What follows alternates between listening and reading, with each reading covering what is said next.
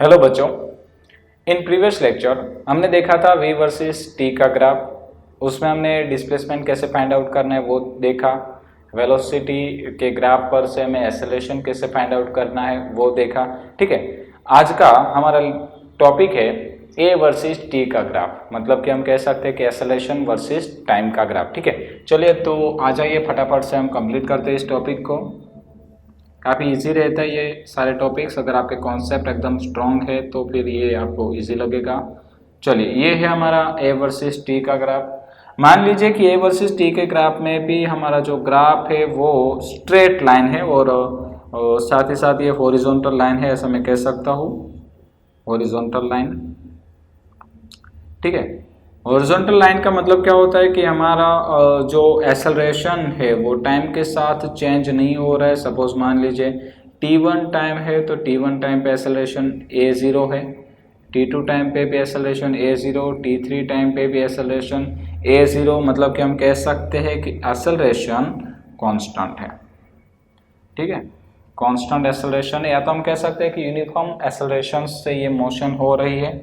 और अगर हमारा जो एक्सेलरेशन है वो कांस्टेंट है, उसका मतलब ये नहीं होता कि वेलोसिटी कांस्टेंट, उसका मतलब ये होता है कि वेलोसिटी कंटिन्यूस या तो इंक्रीज हो रही है या तो डिक्रीज हो रही है। ध्यान देना भाई ये टॉपिक में थोड़ा सा, कि हमारी जो वेलोसिटी है, अगर मान लीजिए कि आपका जो एट नाउ अगर ये ग्राफ की ही बात कर रहा हो तो इस ग्राफ में डेफिनेटली आपकी वेलोसिटी जो है वो इंक्रीज हो रही है। बाय चांस अगर आपका जो ये ग्राफ है चौथे चरण में होता, ठीक है ना, सपोज ये ग्राफ यहाँ पे लेके फिर यहाँ पे ड्रॉ करता मैं, तो मैं डेफिनेटली कहूँगा कि इस ग्राफ के लिए हमारी जो वेलोसिटी है वो क्या हो जाती भाई, डिक्रीज हो जाती, क्योंकि यहाँ पे एक्सेलरेशन का जो मैग्नीट्यूड है वो माइनस होता है, और जब एक्सेलरेशन माइनस होता है तो हमारी वेलोसिटी क्या होती है भाई, डिक्रीज होती है। ठीक है, याद रहा। तो हॉरिजॉन्टल ग्राफ में दो कंडीशंस हो सकती है। अगर पहले चरण में ग्राफ है तो वेलोसिटी इंक्रीज होगी, एक्सेलरेशन कांस्टेंट। अगर नीचे ग्राफ है, एक्स एक्सिस के नीचे वाले सेक्शन में ग्राफ है, तो एक्सेलरेशन तो कांस्टेंट होगा बट वेलोसिटी डिक्रीज होगी। ठीक है, चलिए उसके बाद हम चलते हैं नेक्स्ट। हमारा जो नेक्स्ट ग्राफ होगा वो आपको अब तो याद हो गया होगा भाई।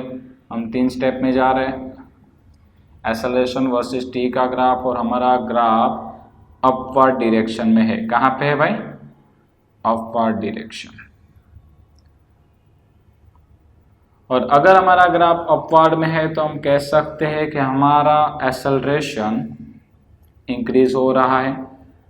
ठीक है, टाइम के साथ एक्सेलरेशन क्या हो रहा है भाई, इंक्रीज हो रहा है। मान लीजिए कि t बराबर 0 टाइम पे इसकी वैल्यू होगी a, t बराबर t1 टाइम पे वेलोसिटी एक्सेलरेशन की वैल्यू हो गई a1, t बराबर t2 टाइम पे इसकी वैल्यू हो गई a2। तो आप नोट कर सकते हो कि पहले a0 थी, फिर a1 एक्सेलरेशन इंक्रीज हुआ है, फिर a2 एक्सेलरेशन और इंक्रीज हुआ है। मतलब कि अगर हमारा ग्राफ अपवर्ड डायरेक्शन में मूव हो रहा है उसका मतलब कि हमारा एक्सेलरेशन इंक्रीज हो रहा है। और अगर बाय चांस हमारा जो ग्राफ है वो ए वर्सेस टी का तो है ही बट डाउनवर्ड डायरेक्शन में है। ठीक है, ग्राफ कहाँ पे है भाई हमारा, डाउनवर्ड डायरेक्शन। अगर हमारा ग्राफ डाउनवर्ड डायरेक्शन में देन हम कह सकते हैं कि एक्सेलरेशन की जो ये स्लोप है वो भी नेगेटिव बनेगा, तो हम कह सकते हैं कि एक्सेलरेशन हमारा नेगेटिव हो रहा है, मतलब कि डिक्रीज हो रहा है,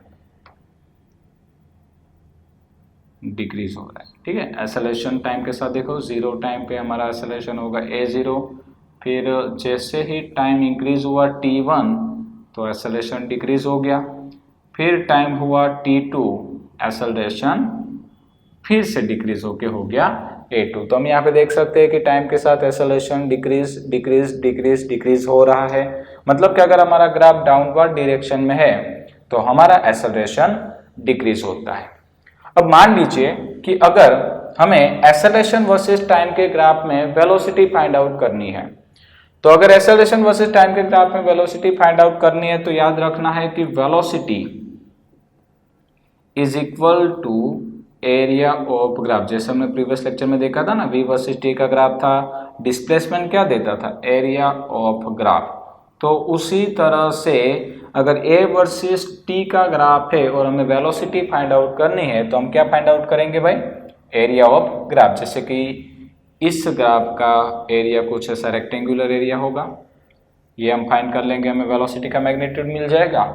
अगर ऐसा ग्राफ है तो हम ये फाइंड आउट करेंगे तो भी हमें वेलोसिटी मिलेगी, और इस ग्राफ में हम इस एरिया को फाइंड आउट करेंगे तो हमें मिलेगी वेलोसिटी। ठीक है भाई, तो यहाँ पे आज हमने ये तीनों जो x वर्सेस t का ग्राफ था, v वर्सेस t का ग्राफ था और a वर्सेस t का ग्राफ था, तो ये ग्राफ वाले जितने भी हमारे क्वेश्चंस होते हैं उन सभी क्वेश्चंस के कॉन्सेप्ट को हमने क्लियर कर दिया है। और इन नेक्स्ट लेक्चर हम v वर्सेस t के ग्राफ पर से यूनिफॉर्म एक्सेलरेशंस के मोशंस इक्वेशंस को फाइंड आउट करेंगे, जो काफ़ी इंपॉर्टेंट होता है। और हम ऐसा कह सकते हैं कि अगर ह्यूमन बॉडी में हार्ट जितना इंपॉर्टेंट होता है उतना ही काइनेमेटिक्स में जो हम नेक्स्ट क्वेश्चंस लेंगे इक्वेशन ऑफ मोशन, वो काफ़ी ज़्यादा इंपॉर्टेंट होते हैं। ठीक है, तो आई थिंक आपको ये ग्राफ सारे अच्छे समझ में आए होंगे और इसके बाद वाला जो क्वेश्चंस है वो भी अच्छे से समझ में आएगा। Thank you.